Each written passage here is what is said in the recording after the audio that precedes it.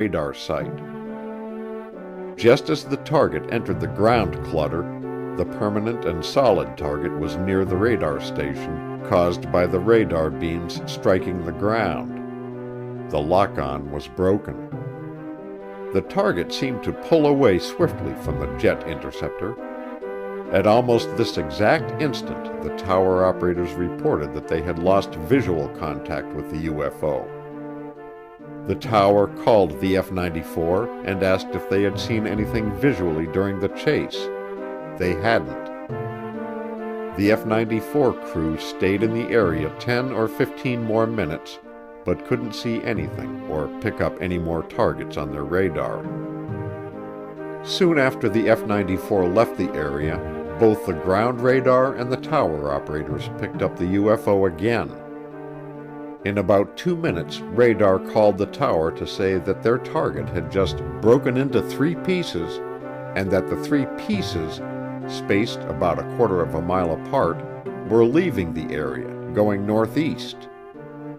Seconds later, tower operators lost sight of the light. The FEAF intelligence officers had checked every possible angle, but they could offer nothing to account for the sighting. There were lots of opinions, weather targets for example, but once again, the chances of a weather target's being in exactly the same direction as a bright star and having the star appear to move with the false radar target aren't too likely, to say the least. And then the same type of thing had happened twice before inside of a month's time, once in California and once in Michigan. As one of the men at the briefing I gave said, "It's incredible and I can't believe it, but those boys in FEAF are in a war. They're veterans, and by damn, I think they know what they're talking about when they say they've never seen anything like this before." I could go into a long discourse on the possible explanations for this sighting. I heard many, but in the end there would be only one positive answer. The UFO could not be identified as something we knew about. It could have been an interplanetary spaceship. Many people thought this was the answer and were all for sticking their necks out and establishing a category of conclusions for UFO reports and labeling it spacecraft. And a UFO remained an unidentified flying object. On my next trip to the Pentagon, I spent the whole day talking to Major Dewey Fournet and 2 of his bosses, Colonel W.A. Adams and Colonel Weldon Smith, about the UFO subject in general. One of the things we talked about was a new approach to the UFO problem, that of trying to prove that the motion of a UFO as it flew through the air was intelligently controlled. I don't know who would get credit for originating the idea of trying to analyze the motion of the UFOs. It was one of those kinds of ideas that are passed around, with everyone adding a few modifications. We'd been talking about making a study of this idea for a long time, but we hadn't had many reports to work with. But now, with the massive data that we had accumulated in June and July and August, the prospects of such a study looked promising. The basic aim of the study would be to learn whether the motion of the reported UFOs was random or ordered. Random motion is an unordered, helter-skelter motion very similar to a swarm of gnats or flies milling around. There is no apparent pattern or purpose to their flight paths. But take, for example, swallows flying around a chimney. They wheel, dart, and dip, but if you watch them closely, they have a definite pattern in their movements. An ordered motion. The definite pattern is intelligently controlled because they are catching bugs or getting in line to go down the chimney. By the fall of 1952, we had a considerable number of well-documented reports in which the UFOs made a series of maneuvers. If we could prove that these maneuvers were not random but ordered, It would be proof that the UFOs were things that were intelligently controlled. During our discussion, Major Fournet brought up 2 reports in which the UFO seemed to know what it was doing and wasn't just aimlessly darting around. One of these was the recent sighting from Haneda Air Force Base, Japan, and the other was the incident that happened on the night of July 29th, when an F-94 attempted to intercept a UFO over eastern Michigan. In both cases, radar had established the track of the UFO. In the Haneda incident, according to the sketch of the UFO's track, each turn the UFO made was constant, and the straight legs between the turns were about the same length. The sketch of the UFO's flight path as it moved back and forth over Tokyo Bay reminded me very much of the crisscross search patterns we used to fly during World War II when we were searching for the crew of a ditched airplane. The only time the UFO seriously deviated from this pattern was when the F-94 got on its tail. The Michigan sighting was even better, however. In this case, there was a definite reason for every move that the UFO made. It made a 180-degree turn because the F-94 was closing on it head-on. It alternately increased and decreased its speed, but every time it did this, it was because the F-94 was closing in, and it evidently put on speed to pull out ahead far enough to get out of range of the F-94's radar. To say that this motion was random and that it was just a coincidence that the UFO made the 180-degree turn when the F-94 closed in head-on, and that it was just a coincidence that the UFO speeded up every time the F-94 began to get within radar range, is pushing the chance of coincidence pretty hard. The idea of the motion analysis study sounded interesting to me, but we were so busy on Project Blue Book, we didn't have time to do it. So Major Fournet offered to look into it further, and I promised him all the help we could give him. In the meantime, my people in Project Blue Book were contacting various scientists in the U.S. and indirectly in Europe, telling them about our data and collecting opinions.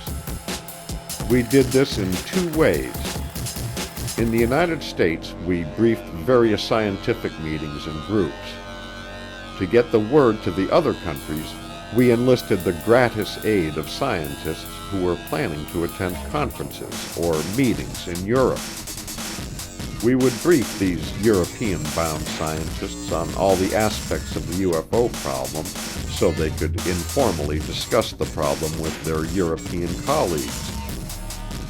The one thing about these briefings that never failed to amaze me, although it happened time and time again, was the interest in UFOs within scientific circles. As soon as the word spread that Project Blue Book was giving official briefings to groups with the proper security clearances, we had no trouble in getting scientists to swap free advice for a briefing. I might add that we briefed only groups who were engaged in government work and who had the proper security clearances solely because we could discuss any government project that might be of help to us in pinning down the UFO. Our briefings weren't just squeezed in either. In many instances, we would arrive at a place to find that a whole day had been set aside to talk about UFOs.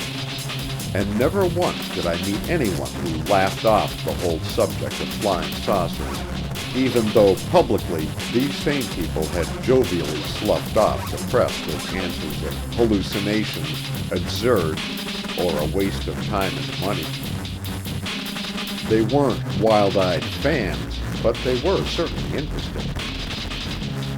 Colonel S.H. Kirkland and I once spent a whole day briefing and talking to the Beacon Hill Group, the code name for a collection of some of the world's leading scientists and industrial groups formed to consider and analyze the toughest of military problems, took a very serious interest in our project and gave much good advice.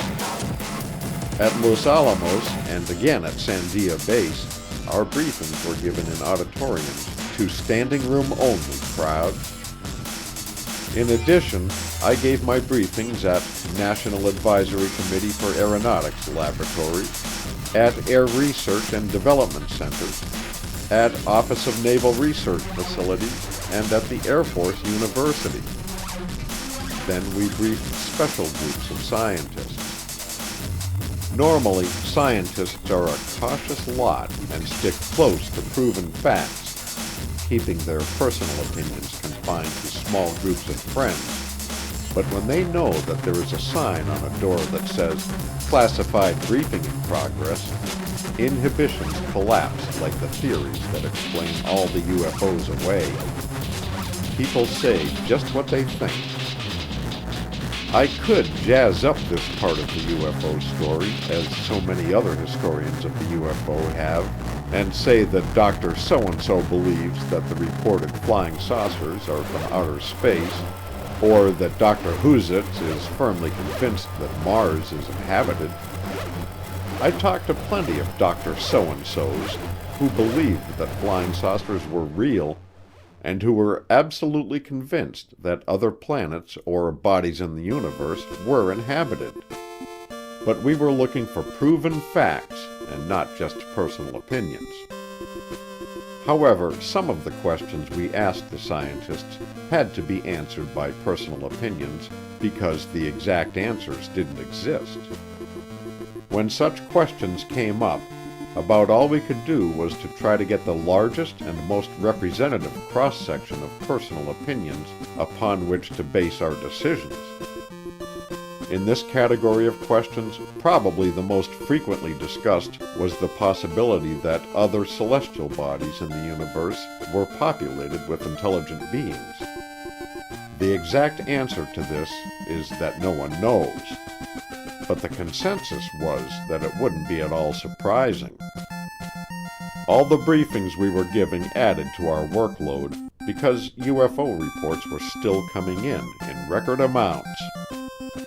The lack of newspaper publicity after the Washington sightings had had some effect because the number of reports dropped from nearly 500 in July to 175 in August. But this was still far above the normal average of 20 to 30 reports a month.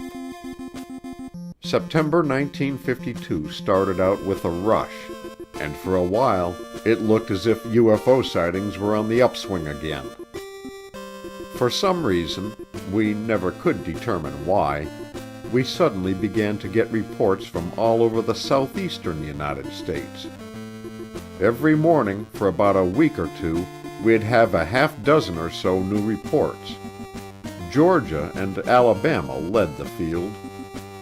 Many of the reports came from people in the vicinity of the then-new Super Hush Hush Atomic Energy Commission facility at Savannah River, Georgia.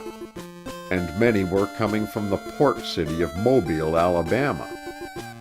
Our first thought, when the reports began to pour in, was that the newspapers in these areas were possibly stirring things up with scare stories.